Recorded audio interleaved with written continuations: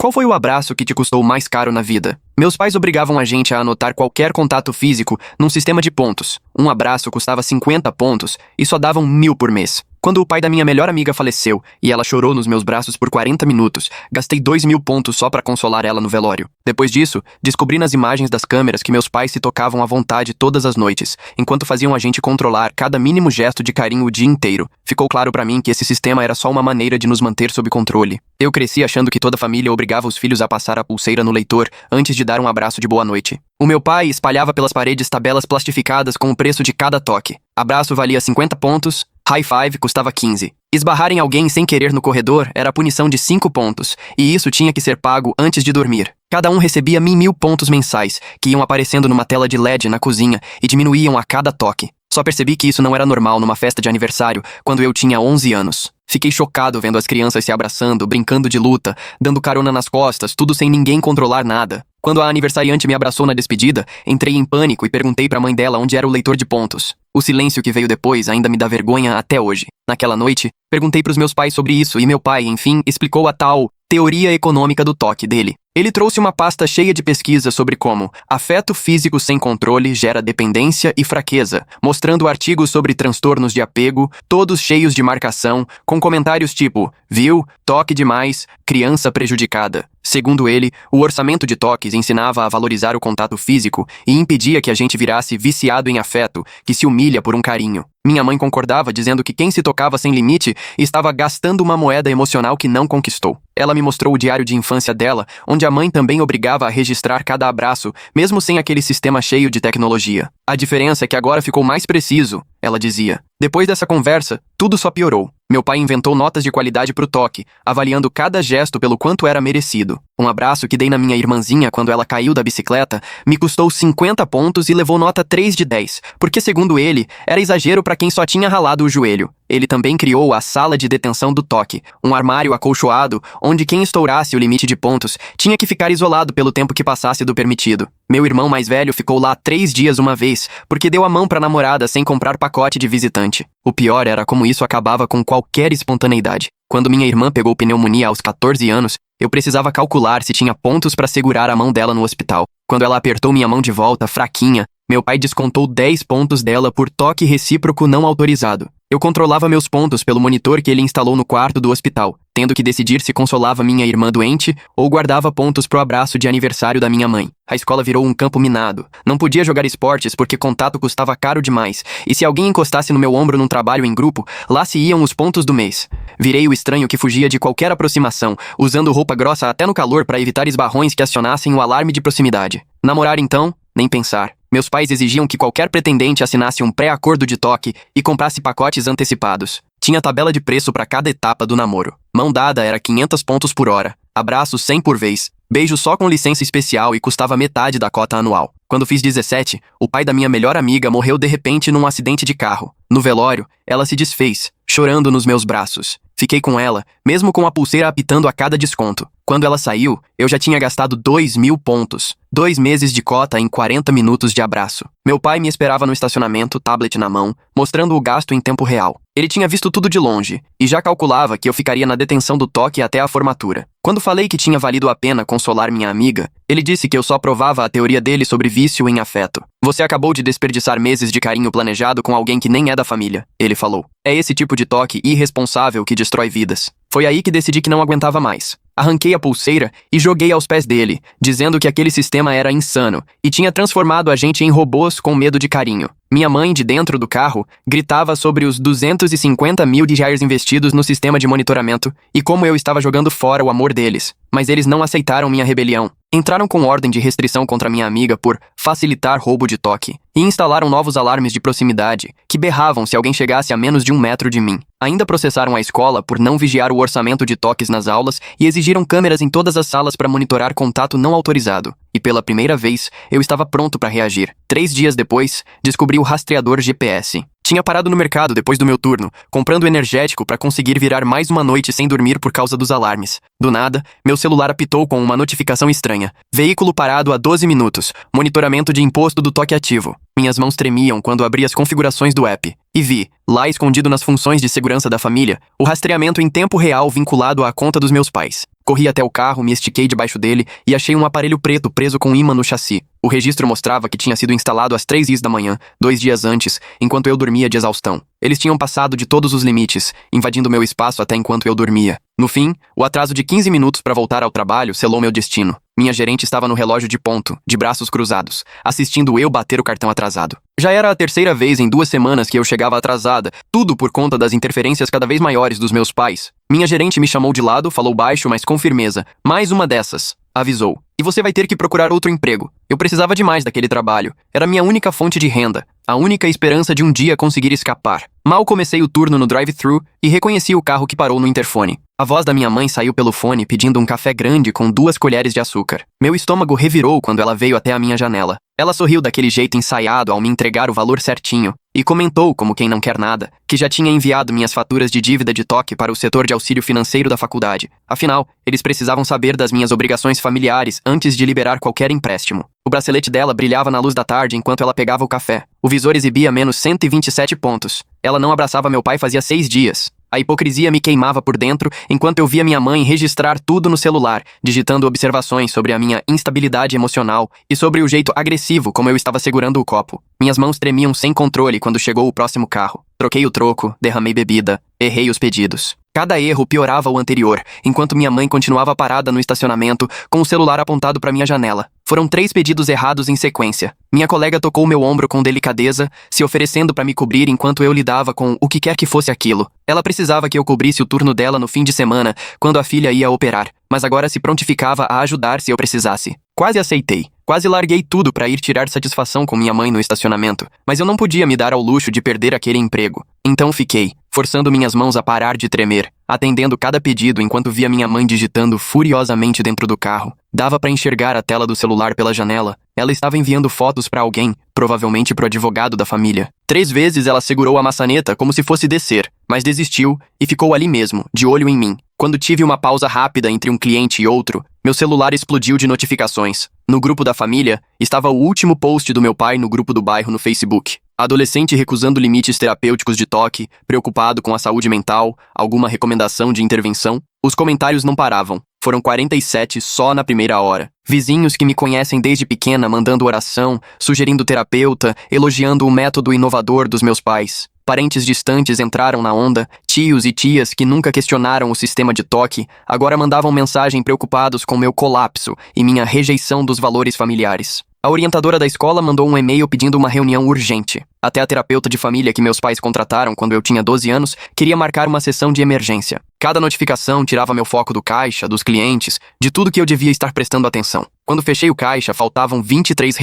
A boa vontade da gerente evaporou na hora, enquanto ela contava pela 2ª, 3ª vez. Não era mais só atraso. Agora tinha dinheiro faltando. Ela registrou a diferença e eu fiquei ali parada, sabendo que meus pais iam usar aquilo também. Prova da minha incapacidade de assumir responsabilidade, evidência de que o sistema de toque deles era fundamental para eu ter qualquer estrutura. Meu turno terminou às 8 da noite. Sobrevivi a 9 horas de interrupção constante, assédio disfarçado de preocupação, vigilância travestida de amor. Mas lá estavam meus pais no estacionamento, motor ligado, pisca-alerta aceso. Eles cronometraram a chegada para todo mundo, ver quando o pessoal saísse para ir embora. Meu pai saiu primeiro, tablet na mão, preparado para a reunião familiar de emergência. Foi aí que vi minha irmã de 13 anos descendo devagar do banco de trás, com uma nova pulseira brilhando no pulso fino. O visor mostrava menos 347 pontos. Negativo. Nunca tinha visto alguém se endividar tanto em toque. Os olhos dela cruzaram os meus do outro lado do estacionamento, vazios, exaustos. Ela tinha chorado. Dava para ver as marcas de sal secas no rosto. Minha mãe explicou, fria como sempre. Descobriram que sua irmã recebeu consolo não autorizado das amigas na escola. 3 abraços depois que a notícia da ordem de restrição se espalhou. 3 gestos simples de carinho e compaixão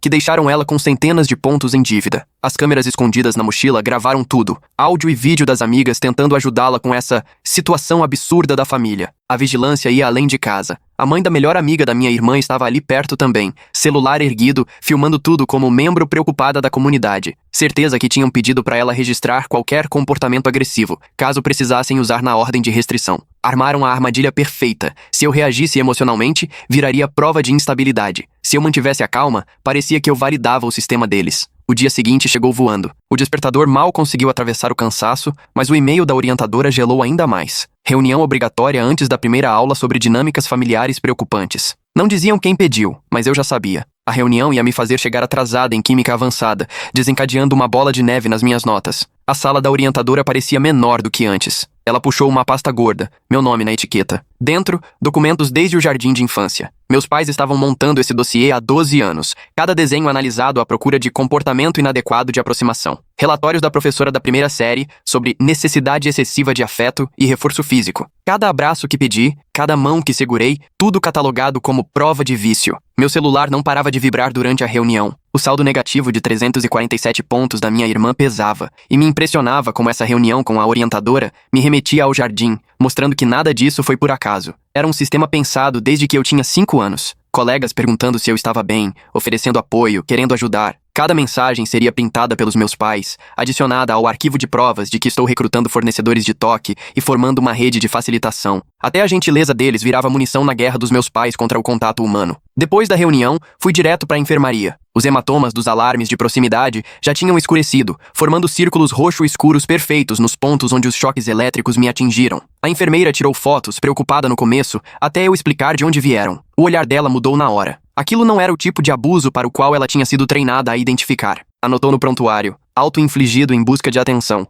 Mais uma prova para meus pais usarem contra mim. O corredor ficou vazio quando fui para a aula. Já tinha se espalhado a história do e-mail em massa que meus pais mandaram para a escola inteira, cheio de regras sobre como me cumprimentar sem encostar. Os colegas se encolhiam nos armários para evitar chegar perto. Meu antigo parceiro de laboratório pediu para trocar de lugar. Aquele garoto com quem eu estava flertando na aula de inglês nem me olhava mais nos olhos. Eu tinha virado radioativa, intocável mesmo, no sentido mais literal possível. Agora meus pais controlavam totalmente o plano de celular da família. Cada mensagem que eu mandava custava dinheiro. Meu pacote de dados era limitado, para diminuir o contato considerado prejudicial. Até as mensagens de apoio da minha melhor amiga estavam custando 25 centavos cada, que ela ia somando na minha dívida. Até o digital virou cobrança. Dormir só 3 horas virou o novo normal. Os alarmes de proximidade disparavam toda vez que o gato pulava na cama, quando eu me mexia demais e chegava perto da parede, quando qualquer coisa chegava perto dos sensores. O cansaço deixava tudo mais difícil. Prestar atenção, lembrar do dever, manter as notas que eu precisava para tentar uma vaga na faculdade. A prova surpresa de química avançada parecia estar em outro idioma. Meu cérebro, exausto, não conseguia acessar nada do que eu tinha decorado na semana anterior. Aquela nota 0 ia despencar minha média, mas o pior ainda estava por vir. Minha professora de química, a única que parecia entender minha situação, tinha prometido escrever minha carta de recomendação. Me chamou depois da aula com aquele jeito compreensivo, mas firme. Disse que não podia arriscar a reputação dela por uma aluna que estava passando por tanta instabilidade, com impacto direto nas notas. Nem o teatro era refúgio. O musical da primavera dependia de doações e meus pais tinham dinheiro de sobra. O diretor deixou claro que não era nada pessoal, só que não dava para arriscar perder os patrocinadores. O papel principal que eu tinha conquistado foi para outra pessoa, alguém cujos pais não causam problema. Naquela noite, notei uma divergência na papelada da ordem de restrição. Tinha um erro na data do funeral, 2 dias de diferença. Um detalhe burocrático que podia cancelar tudo. Mas para provar isso, eu precisava de documentos que não tinha. Certidão de óbito, registro da funerária. Só minha amiga conseguiria acessar esses papéis, mas pedir isso significava obrigá-la a reviver o pior dia da vida dela. Encontrei com ela na cafeteria onde a gente costumava estudar. As mãos dela tremiam enquanto eu explicava o que precisava. Eu ajudo, ela disse, mas o olhar era pura dor. Ela desabou, chorando muito, dizendo que talvez nossa amizade tivesse causado todo esse sofrimento. Que se a gente não fosse tão próxima, meus pais talvez não tivessem ido tão longe. Que talvez o pai dela entendesse se ela passasse por tudo isso por minha causa. Ficamos em silêncio depois que ela parou de chorar. As duas já sabiam a verdade. Meus pais nunca iam parar de aumentar a pressão. Iam apertar cada vez mais até eu ceder por completo ou quebrar de vez. Não tinha meio termo, nem acordo, nem paz possível. O sistema de toques ia engolir tudo, até não sobrar nada além de pontos, transações e uma aritmética vazia de amor. Na semana seguinte, minha mãe apareceu no grupo de apoio ao luto. Sentou-se junto dos outros enlutados, bloco no colo, dando tapinhas calculados nos ombros das pessoas, enquanto explicava toda uma teoria de conforto adequado, sempre dentro de limites saudáveis. Quando a mãe da minha amiga comentou como o abraço no enterro tinha significado muito para a filha, minha mãe citou o ditado predileto da vovó sobre como abraços curam corações e emendou com um alerta sobre a importância da moderação para não criar dependência emocional. O facilitador do grupo ficou desconfortável enquanto ela distribuía cartões plastificados com sugestões de contato saudável e demonstrava quanto tempo deveria durar um aperto de mão. Minha amiga me mandou mensagem do outro lado da sala, as mãos tremendo enquanto digitava. A mãe dela agora estava desconfiada de que o luto delas envolvia busca excessiva por conforto físico. O veneno estava se espalhando. 3 dias depois, o conselho tutelar bateu lá em casa. Alguém fez uma denúncia anônima sobre o quarto de detenção dos toques e o sistema de pontos. Meus pais receberam um investigador com pastas e mais pastas, cheias de documentos sobre o método inovador deles. Mostraram artigos científicos, depoimentos do terapeuta deles, vídeos editados mostrando a família feliz sob o regime dos toques. O investigador quis conversar com a gente separado. Quando chegou minha vez, meus pais trouxeram meus próprios diários de infância. Páginas e páginas da minha letra de criança, cheia de elogios ao sistema deles. Sou especial porque o papai conta meus abraços, dizia um trecho. Outras crianças desperdiçam toques, eu guardo os meus para coisas importantes. Minhas palavras agora usadas contra mim. Naquele mesmo dia, a professora do meu irmão caçula ligou. Ele contou para os colegas que não podiam me tocar porque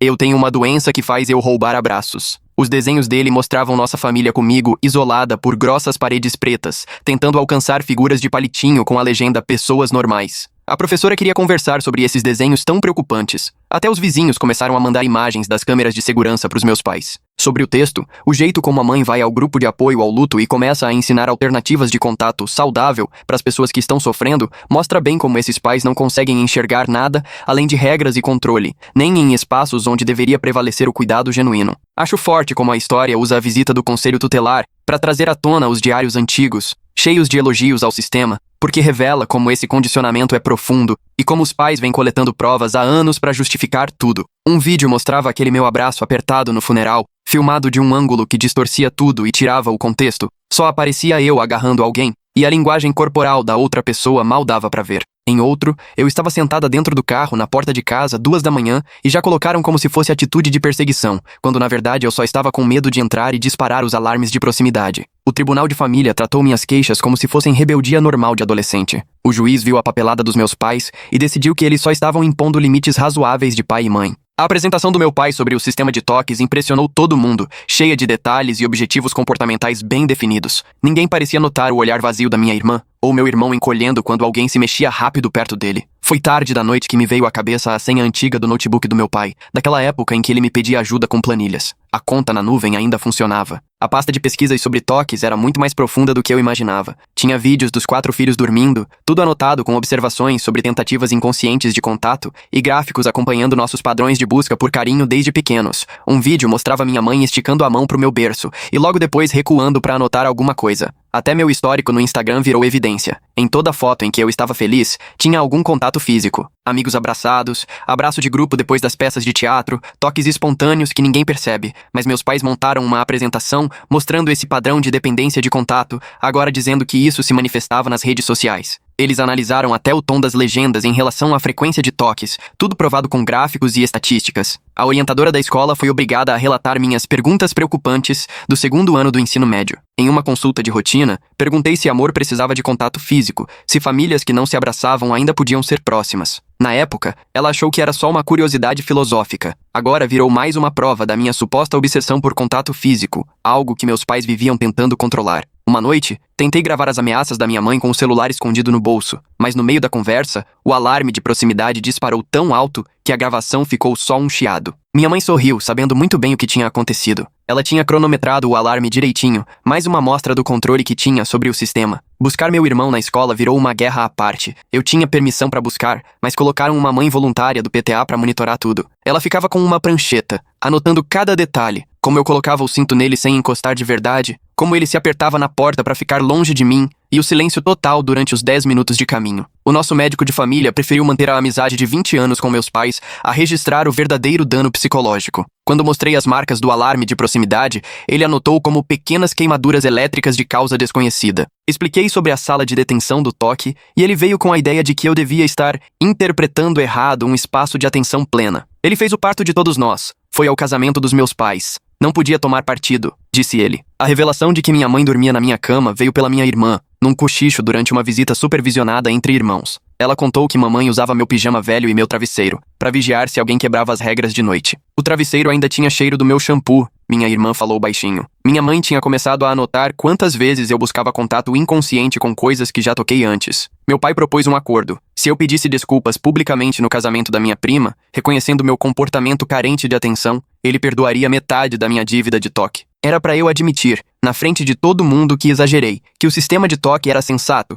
e que meu problema era rebeldia. O casamento seria em 3 semanas. Ele já tinha até escrito o discurso. Quando recusei, ele mandou um e-mail para 47 parentes com o assunto, escolhendo o orgulho ao invés da cura familiar. No e-mail, detalhou minha recusa ao perdão generoso e minha determinação em destruir a harmonia familiar. Tias que me abraçavam sem pensar na infância, agora mandavam mensagem falando de respeitar a sabedoria dos pais e a importância da união familiar. O sistema de rastreamento de toques era muito mais avançado do que eu lembrava. Numa discussão, meu pai disse que eu pensava no modelo antigo, mas a versão nova já rastreava até a proximidade, criando perfis de intenção de toque com base nos movimentos. Toda vez que eu passava perto do quarto da minha irmã, toda parada perto da mochila do meu irmão, tudo era registrado como possível violação de limites. Fuçando o sótão atrás de provas, achei o diário da minha avó. A mãe dela fazia livros de afeto, registrando cada abraço dado e recebido, equilibrando tudo entre os filhos. O diário mostrava gerações de amor calculado, carinho contado, afeto sempre racionado. Meu pai não inventou nada disso, ele só herdou e modernizou. Ver meu pai chorando sobre o diário não mudou nada. Ele estava cercado pelos registros de toque da própria mãe, lágrimas escorrendo enquanto passava o dedo nas anotações. Mas no fundo era orgulho, não arrependimento. Para ele, toda aquela documentação era prova de que o sistema funcionava. A mãe dele amou dentro dos limites, e ele cresceu forte. Ele achava que aperfeiçoar o método era honrar a memória dela. Minha tia ficou numa sinuca de bico quando pedi apoio na minha emancipação. Queria me ajudar, mas dependia dos meus pais para ver os netos. Se ficasse do meu lado, perderia as visitas semanais com meus irmãos. Ela escolheu eles. Me deu R$ 200 e umas páginas do diário da minha avó antes de ir embora. Sua mãe é tudo que me restou da minha irmã, ela disse. Comecei a documentar os toques entre meus pais, usando o sistema contra eles. Os dados mostravam uma dívida enorme de carinho no casamento deles. Mantinham distância, marcavam hora até para contato físico, anotavam as interações de casal com a mesma frieza que usavam com os filhos. O relacionamento deles era uma sociedade com planilha de intimidade. Encontrar o chefe do meu pai na cafeteria não foi acaso. Observei os hábitos dele até conseguir armar um encontro casual. Quando descrevi o método de criação inovador do meu pai,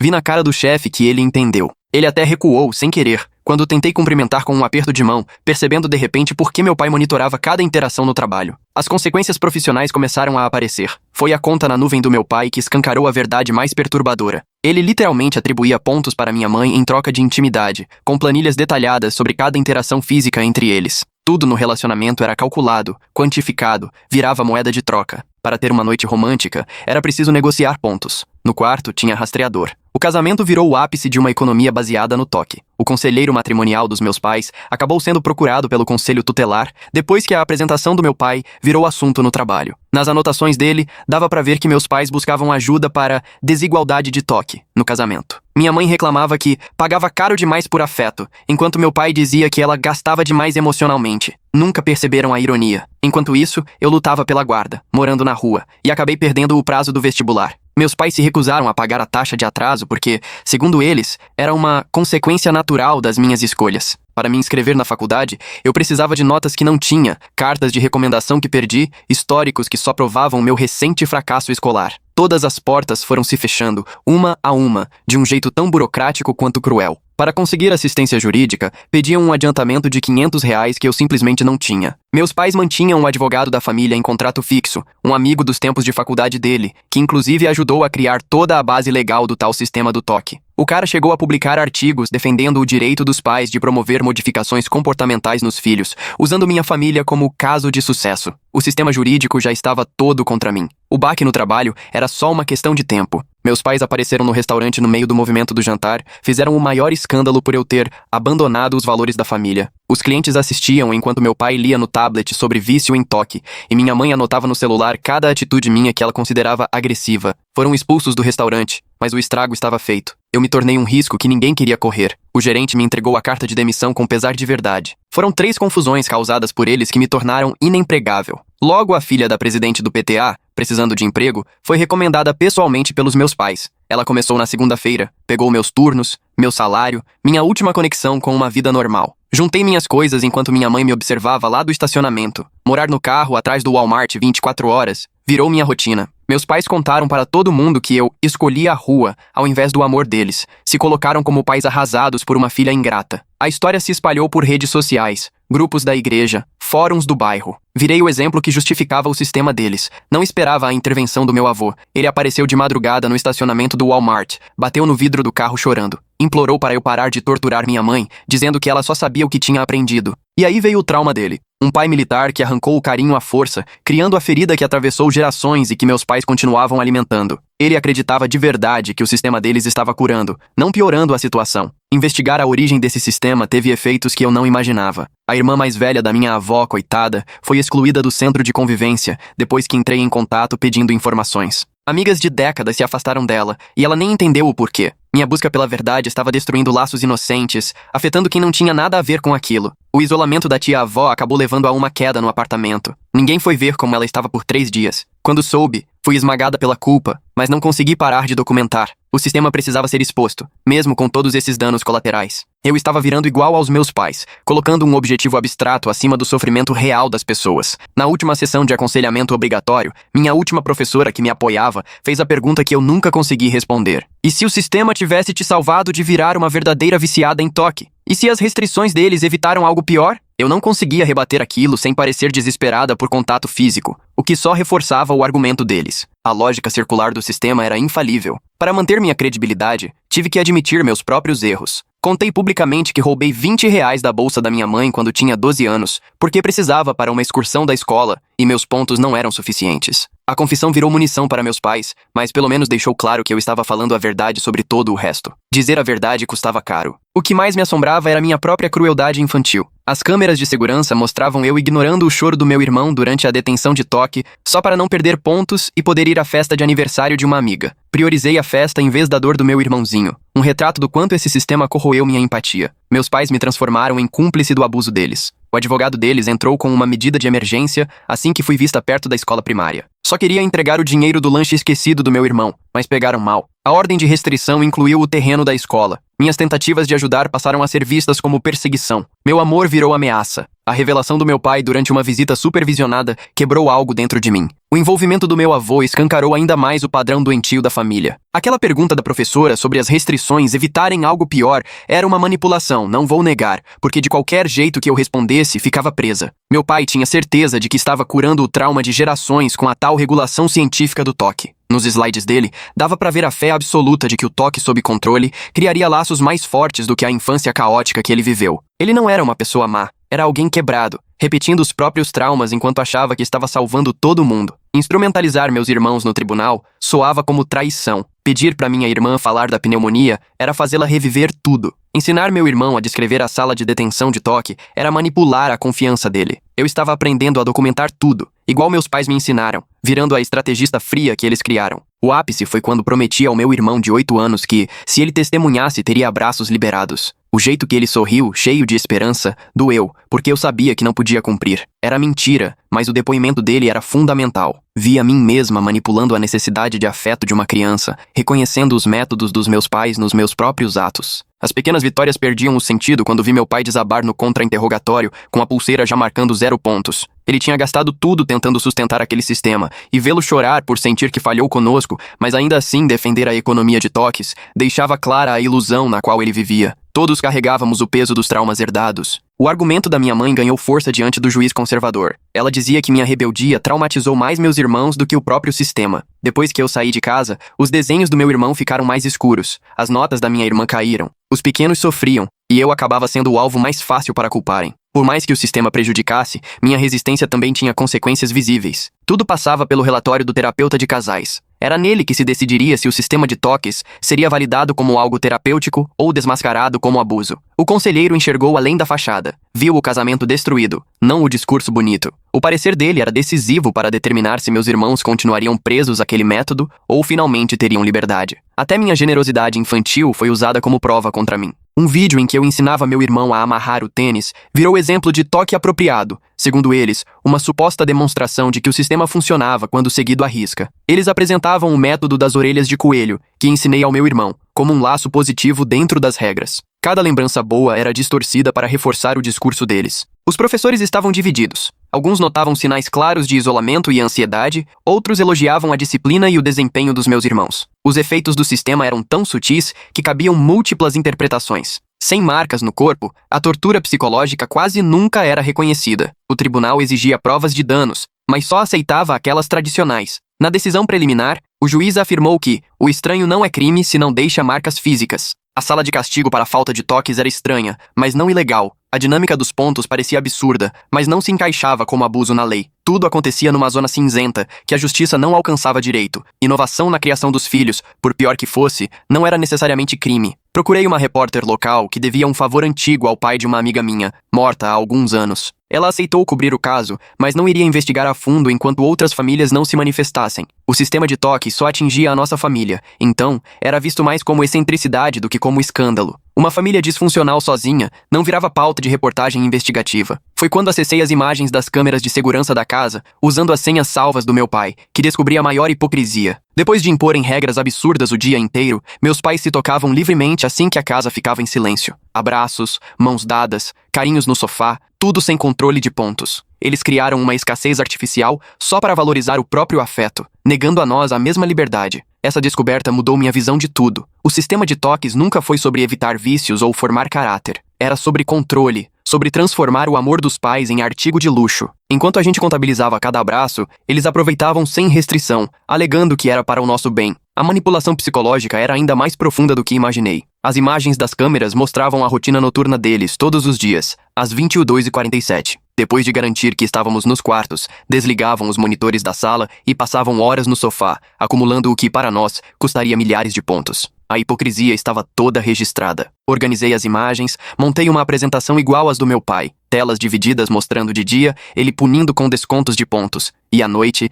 ele se abraçando à vontade. Os fatos falavam por si, mostrando que o sistema nunca foi para evitar dependência de afeto, mas para monopolizar o carinho só para eles. Na manhã seguinte, meu pai levou um susto. A apresentação que ele tinha feito para o trabalho apareceu no mural interno da empresa. Um funcionário gravou o seminário sobre gamificação do afeto familiar, com slides mostrando, orgulhoso, as salas de punição e o sistema de pontos, tudo com o logo da empresa em destaque. Não demorou para o chefe dele chamar uma reunião de emergência. A gravação se espalhou por vários departamentos antes do TI conseguir bloquear. Clientes começaram a questionar. O RH recebeu ligações de funcionários preocupados com o tipo de liderança que meu pai defendia. Aquela apresentação, que pretendia mostrar inovação, virou um problemão. A suspensão não foi por causa do sistema de toques em si, mas pelo uso indevido dos recursos da empresa e pelo risco de ter um executivo defendendo publicamente o monitoramento do afeto dentro de casa. 2 semanas de afastamento, sem salário, sem plano de saúde, sem garantia alguma. O sistema que exigia tanto controle agora gerava caos. Aproveitei o último acesso ao e-mail corporativo dele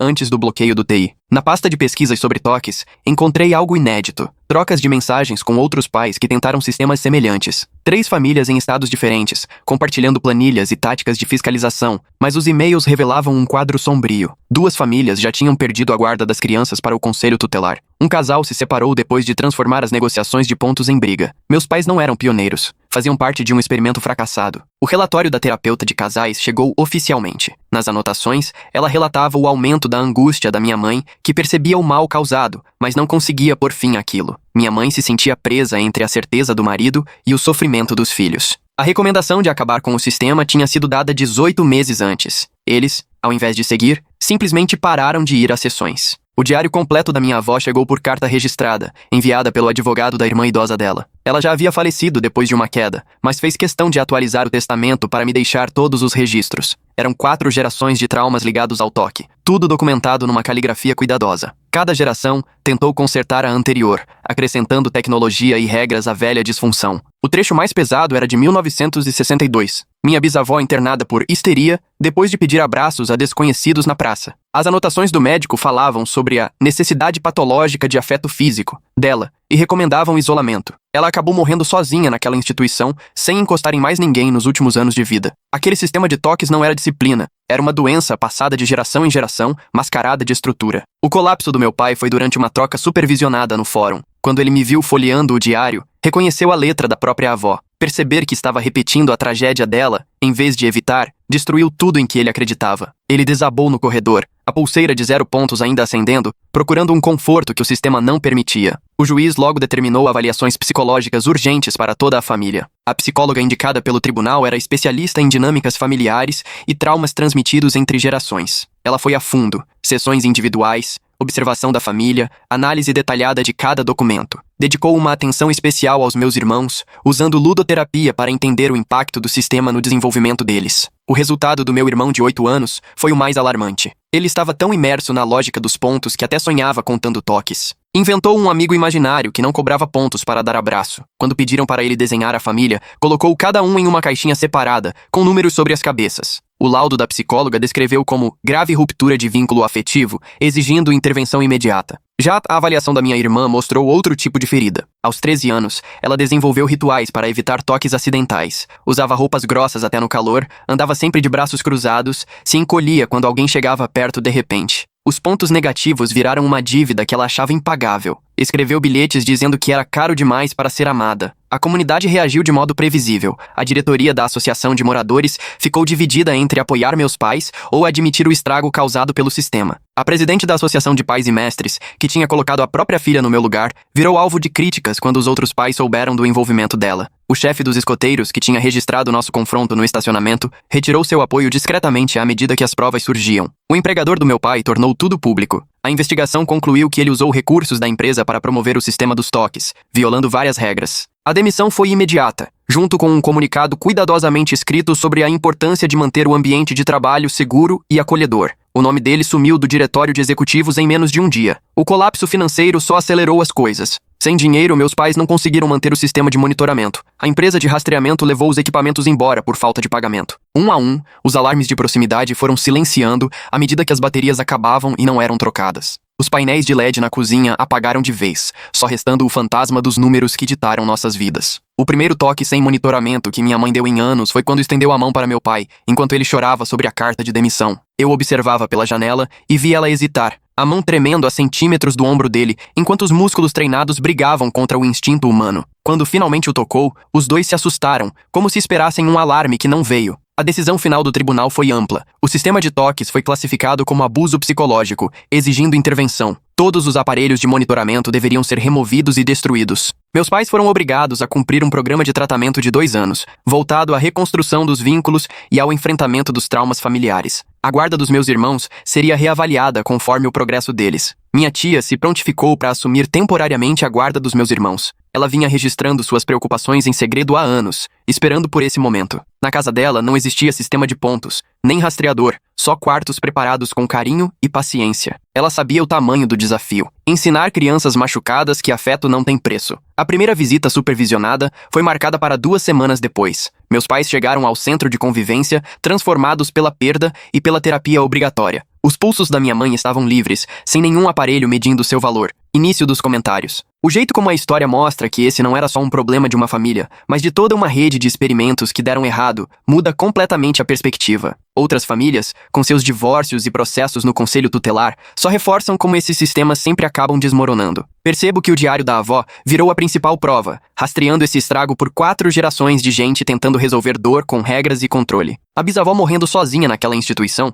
depois de implorar por um abraço, é um espelho do que quase aconteceu com a nossa família. Fim dos comentários. Meu pai agora carregava só um caderno, não para anotar toques, mas para registrar o que sentia na terapia. Meu irmão correu até eles, mas parou confuso olhando para mim. Eu fiz que sim com a cabeça, e ele se jogou nos braços deles. Não teve alarme, nenhum ponto descontado, só uma criança abraçando os pais enquanto a terapeuta assistia, e minha tia segurava a mão da minha irmã. O abraço durou 43 segundos. No sistema antigo, teria custado 500 pontos. Agora, não custou nada além do esforço de se curar. O programa de tratamento era puxado, terapia diária para os meus pais, sessões familiares semanais, grupos de apoio para vítimas de abuso emocional. Eles foram em todas, cumpriram tudo, não só porque a justiça mandou, mas porque finalmente entenderam o que herdaram e repetiram. O sistema nunca nos protegeu, só nos contaminou. Meus irmãos começaram o próprio caminho de cura, ludoterapia para o mais novo, terapia cognitivo-comportamental para minha irmã, sessões em família para reconstruir a confiança. O progresso era demorado, feito de pequenas vitórias. A primeira vez que meu irmão abraçou alguém sem pedir permissão,